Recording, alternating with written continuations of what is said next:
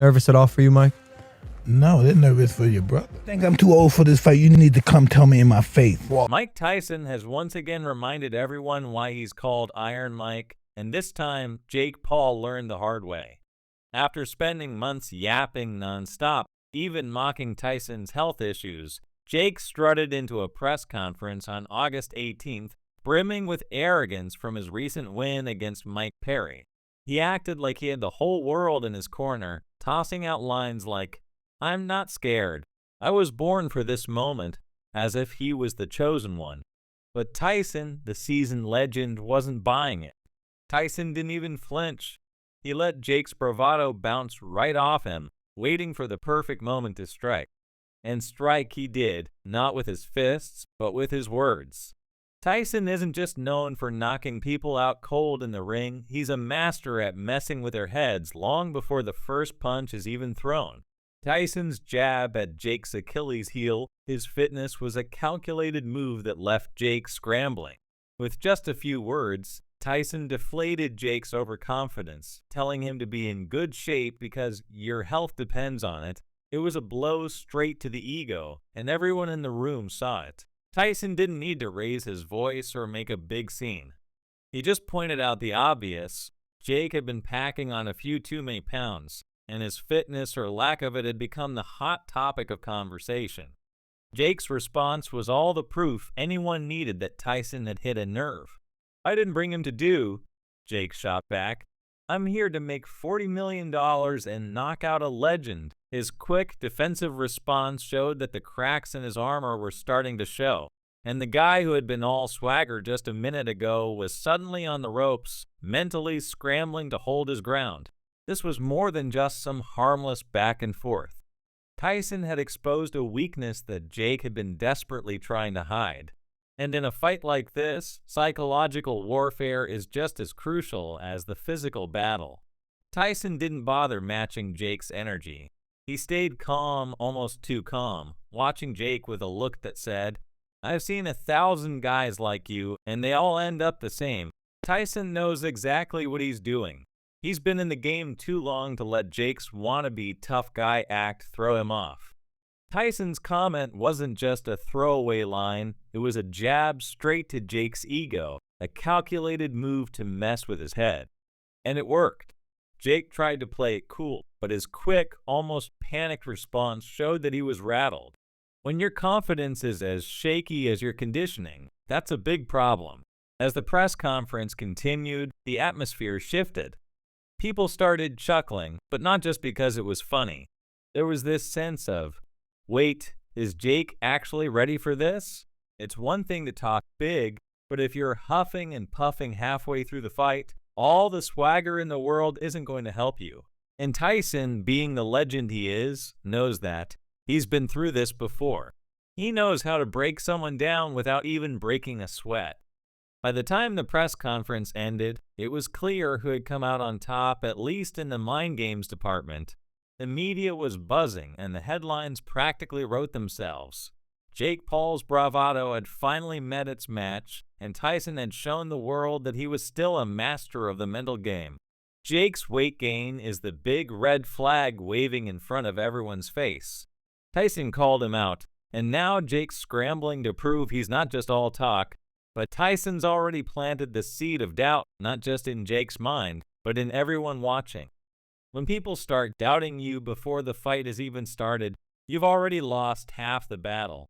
Now, the big question isn't whether Jake can win this fight, it's whether he can even make it through the fight without gassing out. The press conference wasn't just about promoting the event. It was Tyson playing a little mental chess, and Jake, well, he's a few moves behind, to say the least. As the days tick down to fight night, Jake's not just going to be sweating in the gym, he's going to be sweating over those words Tyson dropped. Every time he looks in the mirror, every time he steps on the scale, those doubts are going to creep back in.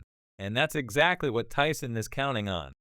By the time the bell rings, Jake might already be beaten not by Tyson's fists, but by his own insecurities. Jake's whole attitude seemed to be propped up by his recent win against Mike Perry, as if that one victory suddenly made him unbeatable. But beating Perry is one thing, Tyson is a whole different level of danger. We're talking about a guy who's not just powerful in the ring, but who can mess with your head before you even get there. Deep down, Jake knows this. That's why his over-the-top confidence felt so hollow, like it was all for show, working only until someone dared to challenge it. And just when you think Jake Paul couldn't get any more disrespectful, he comes out swinging with a low blow, mocking Tyson's health. You had to go on your little menopause break and postpone the fight. Your tummy hurt still? Taunting a legend about needing a menopause break is never a smart move, but that's Jake for you, classy as ever. Jake's made a career out of being the cocky underdog, the loudmouth who somehow manages to back it up, at least against opponents who are all bark and no bite. But this time it's different. The stakes are higher, and Tyson is someone who knows how to get inside your head and rip apart your defenses long before the fight even starts. Tyson was questioning Jake's mental toughness, his capacity to handle the pressure when the lights are the brightest. Boxing is all about surviving those landing punches and having the gas to keep going when every muscle in your body is screaming for you to stop.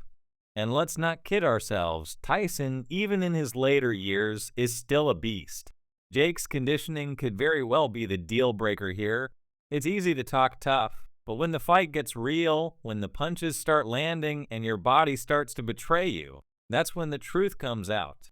If Jake isn't in the kind of shape he needs to be, Tyson's going to see it, and he's going to make him pay for it. Tyson's no rookie. He knows how to exploit a weakness, and if Jake's fitness is lacking, that's going to be a big, blinking target.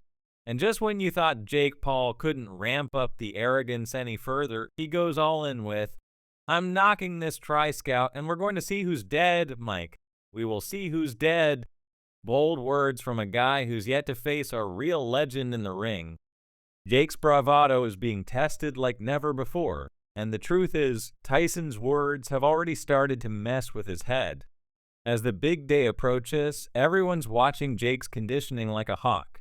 Will he rise to the occasion, or will his lack of preparation be the thing that brings him down? Tyson's words were more than just friendly advice. They were a warning, plain and simple. If you know anything about Tyson, you know he doesn't throw around empty threats. November 15th isn't just another fight on the calendar, it's a ticking time bomb for Jake Paul, and Tyson's making sure he hears every second of it. As the world watches and waits, the stakes have never been higher. For Jake, it's about validating his place in the sport. For Tyson, it's about maintaining his legacy. The countdown to November 15th has begun, and whatever happens, the fallout will be felt long after the final bell. Can Jake hang in the ring with Tyson, or is he going to fold under the pressure? Because here's the deal, you can't Instagram your way out of a fight. No amount of flashy posts or cocky one-liners is going to save you when you're face-to-face with Tyson. And trust me, if Jake doesn't get it together, that face-to-face is going to be real short-lived. Don't miss out on this epic showdown. Hit that subscribe button and turn on notifications so you're the first to catch all the action.